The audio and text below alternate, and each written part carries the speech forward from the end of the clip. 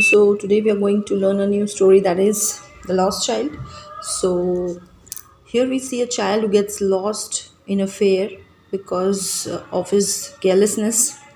So he goes to the fair with his parents and he was very excited and happy, and he wanted to have sweets, toys which were displayed there. But afterwards what happens is, while buying them only, there was a mishappening and the child was lost in the fair and he was separated from his parents. So now let's read the story. So in the beginning of the story we see that it was a festival of spring, and from the wintry shades of narrow lanes and alleys emerged a galley clad humanity. So there was a huge crowd of people who were coming. Some walked, some rode on horses, others sat, being carried in bamboo and bullock carts. So, and one little boy ran between his father's legs, brimming over with life and laughter. So, we see that there was a big festival going on in spring. तो बहुत भीड़ थी और एक मेला लगा था, तो उसमें सारे लोग जा रहे थे. कोई कोई लोग जो है वो काफ़ी लोग थे जो हॉर्सेस पे जा रहे थे, काफ़ी लोग जो है वो बैम्बू में भी जा रहे थे, and some were going by bullock carts, जो गाय के जो होते हैं ना वो वाले गाड़ी में भी जा रहे थे. सो वहाँ पे हम लोग देख रहे थे, एक छोटा सा एक बच्चा था जो बहुत ही खुश था अपने माँ बाप के साथ. वो भी चल रहा था कहाँ पे, मेले देखने. कम child Come, child, come, called his parents as he lagged behind, fascinated by the toys in the shops that lined the way. He hurried towards his parents, his feet obedient to their call, eyes still lingering on the receding toys. As he came to where they had stopped to wait for him, he could not suppress the desire of his heart, even though he well knew the old cold stare of refusal in their eyes. So, क्योंकि ये बहुत ही पीछे पीछे चल रहा था parents के, तो इसीलिए इसके जो पेरेंट्स थे वो हमेशा इसको बोल रहा था कि आप हमारे साथ आओ. पर ये फिर भी क्या कर रहा था, जैसे बच्चों को होता ही है, जैसे कोई फेयर में जाते हैं, जैसे आप लोग भी मेले में जाते हो, तो हमेशा आपकी जो नज़रें वो हमेशा जो टॉयज़ होते हैं उसके ऊपर ही होता है. तो इस बच्चे का भी जो है नज़रें हमेशा टॉयज़ के ऊपर ही है.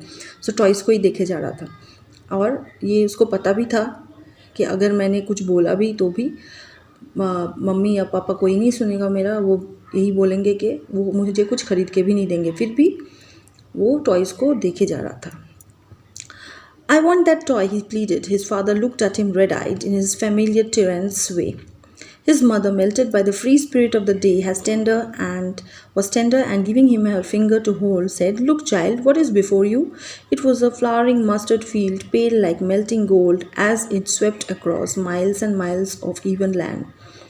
सो जैसे इसने एक टॉय को देखा तो इसने बोला क्या कि मुझे भी ये टॉय चाहिए. पर इसके जो पापा हैं, इसने उसको बहुत लाल लाल आँखों से उसको देखा. तो जैसे उसको देखा तो वो भी थोड़ा सा, जो लड़का था वो थोड़ा सा घबरा गया. तो उसको देख के उसकी मम्मी बहुत ही फ्री स्पिरिट की थी. तो उसने ऐसे उसके फिंगर को पकड़ा और कहा कि देखो बच्चे, आप उधर देखो, आगे देखो, ठीक है, ताकि उसका ध्यान हटे. इसलिए उसकी मम्मी ने बोला कि आप आगे देखो. So it was a flowering mustard field. तो आगे जो था एक बहुत ही अच्छा सरसों का खेत जैसा था, और वहाँ पे बहुत अच्छी नेचर की ब्यूटी थी.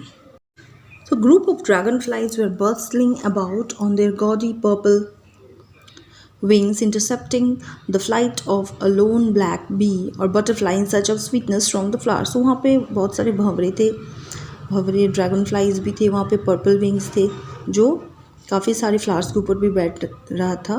क्या करने, to test the sweetness from the flowers, क्योंकि उसमें से नेक्टर निकलता है फ्लावर्स में से, तो वो कलेक्ट करने के लिए वो सारे इंसेक्ट्स घूम रहे थे. The child followed them in the air with his gaze. Till one of them would still its wings and rest, and he would try to catch it. तो वो उन इंसेक्ट्स को, जैसे बच्चों को होता ही है, वो इंसेक्ट्स को पकड़ने लगता है. But it would go fluttering. तो जैसे उसको पकड़ने जा रहा था, क्या हो रहा था, वो इंसेक्ट उसी वक्त वहाँ से उड़ के कहीं और जगह पे जाके बैठ रहा था. But it would go fluttering, flapping up into the air when he had almost caught it in his hands. Then his mother gave a cautionary call, "come child, come on the footpath."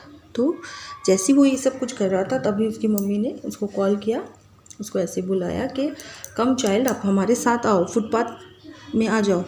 So he ran towards his parents gaily and walked abreast of them for a while. being however soon left behind, attracted by the little insects and worms along the footpath that were teeming out from their hiding places to enjoy the sunshine. Parents बुला रहे थे पर फिर भी ये बच्चा जो है वो जाना नहीं चाहता था, वो फिर भी वो इंसेक्ट्स के पीछे था और वर्म्स भी थे कुछ फुटपाथ में, तो वो भी निकल रहे थे छुप, जैसे इंसेक्ट्स होते हैं वो मिट्टी के अंदर होते हैं, वो बाहर आ रहे थे सनशाइन को एंजॉय करने के लिए, तो वो बच्चा उन इंसेक्ट्स को भी देख रहा था. Come, child, come, his parents called from the shade of the grove where they had seated themselves on the edge of a well. He ran towards them. So parents जो थे वो थोड़ी देर के लिए एक शेड, एक ग्रोव था, may be mango Grove था, तो उसकी शेड, उसके पेड़ के नीचे वो लोग बैठे थे थोड़ी देर आराम करने के लिए.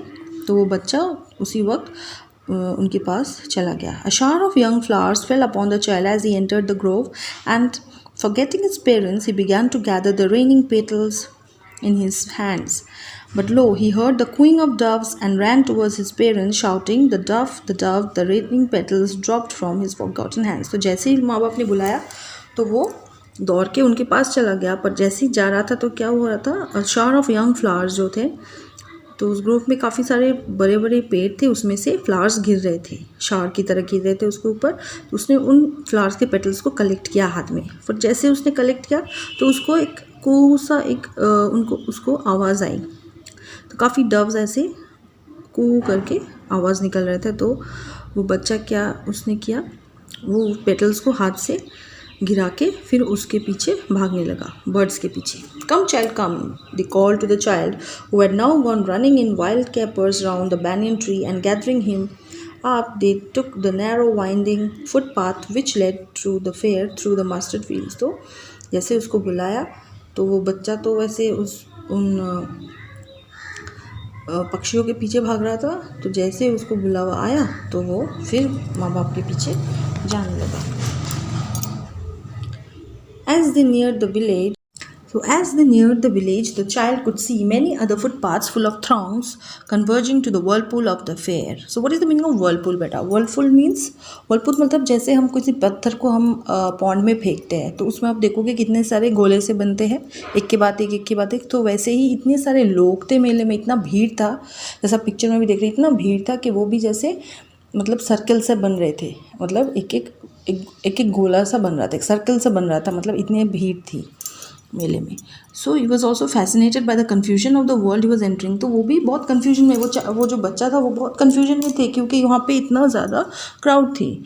तो a sweetmeat seller hawked gulab jamun, rasgulla, barfi, jalebi at the corner of the entrance, and the crowd pressed round his counter at the foot of an architecture of many colored sweets decorated with leaves of silver, gold.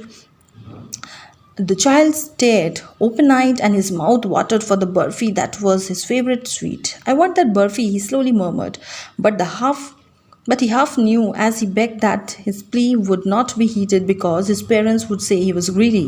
So without waiting for an answer, he moved on. तो जैसे उसने देखा, first of all उसने किसको देखा, उसने एक sweet meet seller को देखा. वो हॉकर क्या बोल रहा था, गुलाब जामुन, रसगुल्ले, बर्फ़ी, जलेबी. तो उसको भी उसने जैसे ही देखा कि इसका जो काउंटर था इतना अच्छे से उसने सजाया था, एक आर्किटेक्चर से बना हुआ था. आर्किटेक्चर मतलब एक बिल्डिंग सा जैसे होता है, वैसे उसने गुलाब जामुन और ये सारी चीज़ों को, सारी मिठाइयों की इसने एक बिल्डिंग जैसे बनाया, इतना अच्छे से इसने सजाया था. तो वो जो मिठाइयाँ थे वो सारे डेकोरेटेड किए हुए थे, सिल्वर फॉयल और गोल्ड फॉयल से अच्छे से रैप किया हुआ था. और इस बच्चे को क्या पसंद थी, बर्फ़ी. तो उसने धीरे से बोला barfi, I want that barfi. But उसको पता था कि उसने बोला तो है बर्फ़ी के लिए, बट उसको पता है अच्छे से कि उसके पेरेंट्स अलाउ नहीं करेंगे और उसके पेरेंट्स क्या बोलेंगे कि तुम बहुत ग्रीडी हो. तो ये सोचकर इसने और कुछ नहीं बोला, ना उसने पेरेंट्स की जो रिप्लाई होगा वो उसका भी नहीं इंतज़ार किया, उसने बस ही मूव्ड ऑन. तो वो आगे चला गया.